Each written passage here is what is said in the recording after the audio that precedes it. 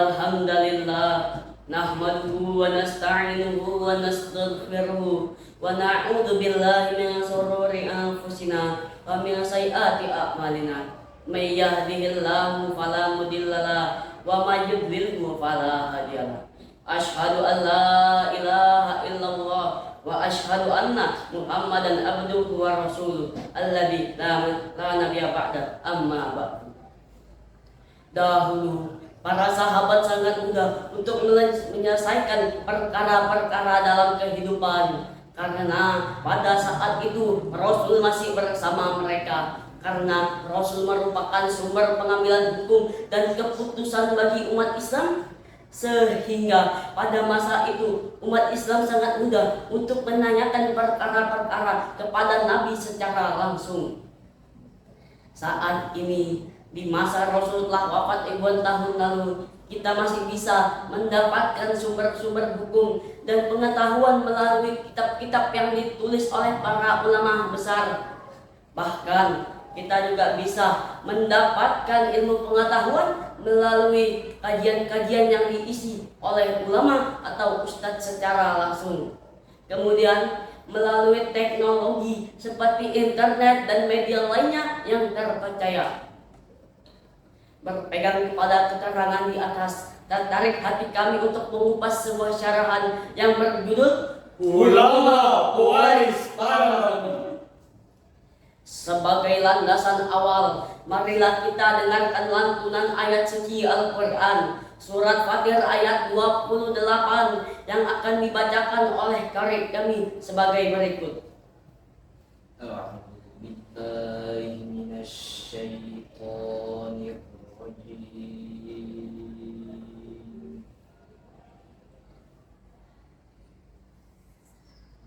Bismillahirrahmanirrahim.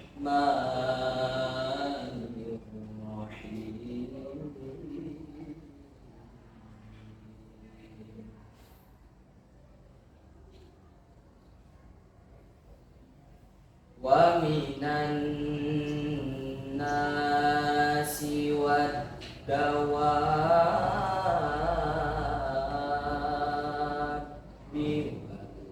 an'ami mukhtalifun alwanuhu kadzalik.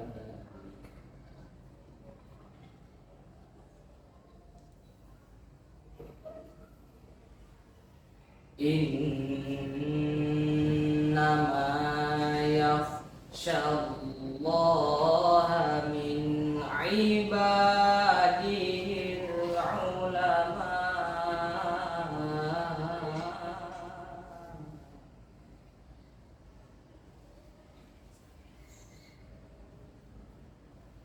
Innallaha azizun ghafur.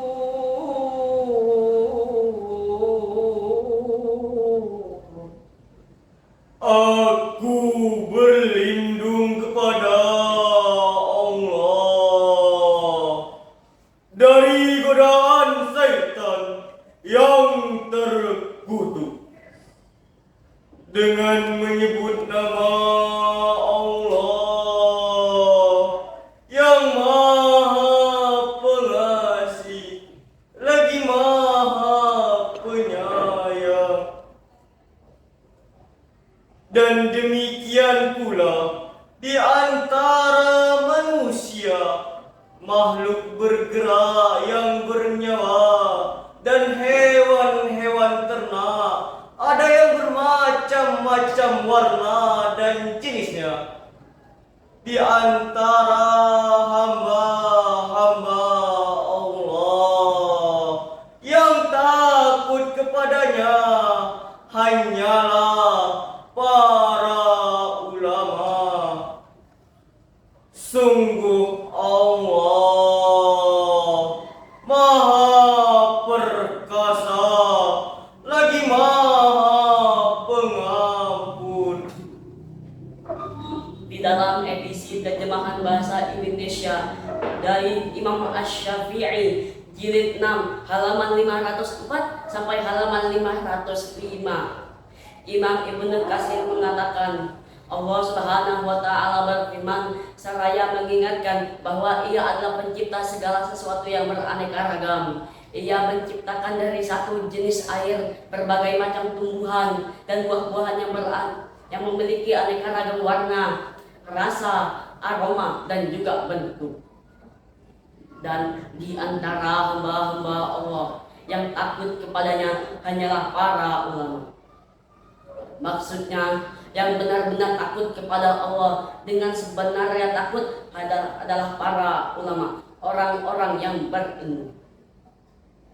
Karena semakin seseorang mengenal Allah yang maha agung, maha kuasa, maha mulia, yang memiliki sifat-sifat sempurna dan nama-nama yang mulia, maka pengenalannya akan semakin sempurna dan rasa takut di dalam dirinya akan semakin besar dan bertambah.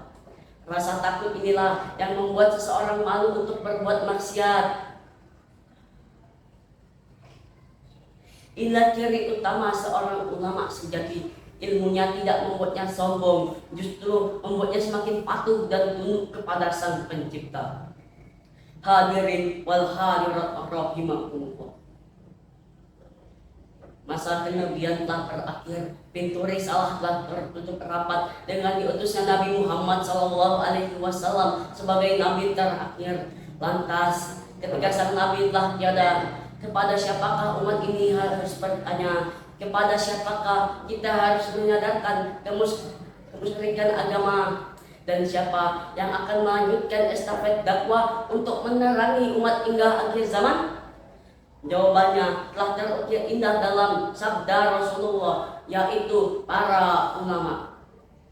Mereka lentera cahaya yang tak pernah padam, menuntun umat di tengah kegelapan. Mereka lah mata ilmu yang jernih, tempat kita meneguh petunjuk ilahi. Mereka para ulama mercusuar ilmu dan petunjuk jalan kebenaran. Allah menjanjikan derajat yang agung pada para ulama. Dalam Al-Quran Allah berfirman, surat Al-Mujadilah ayat 11 yang akan dibacakan oleh Qori kami. Ya ayyuhalladzina amanu idza qila lakum tafassahu fil majalis fafsahu yafsahillahu lakum wa idza qila shuzu fashuzu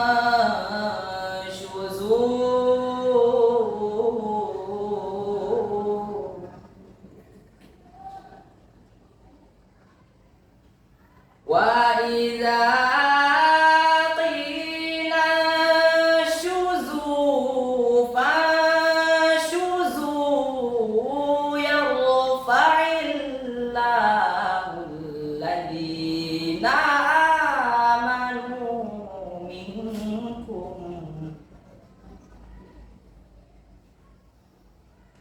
walladzina utul ilma darajatin wallahu bima ta'maluna khabir.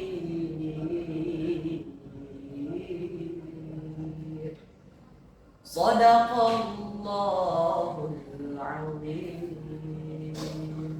Wahai orang-orang yang beriman, apabila dikatakan kepadamu, berilah kelapangan di dalam majelis-majelis, maka lapangkanlah, niscaya Allah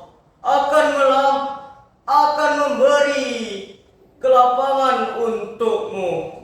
Dan apabila dikatakan berdirilah kamu, maka berdirilah, niscaya Allah akan mengangkat derajat orang-orang yang beriman di antaramu dan orang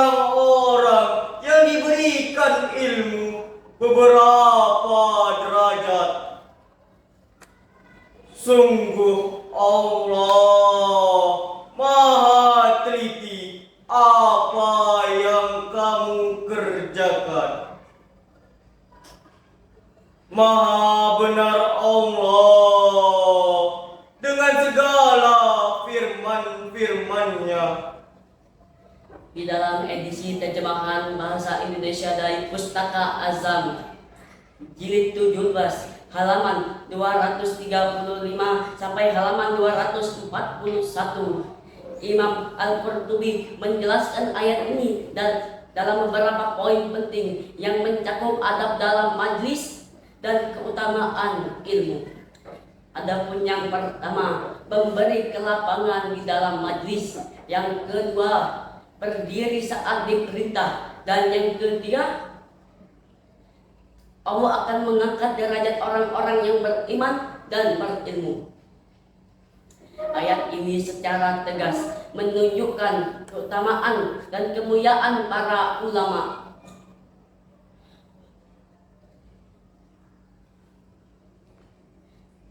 Allah mengangkat derajat orang-orang yang beriman setelah Allah mengangkat derajat orang-orang yang berilmu setelah keimanannya.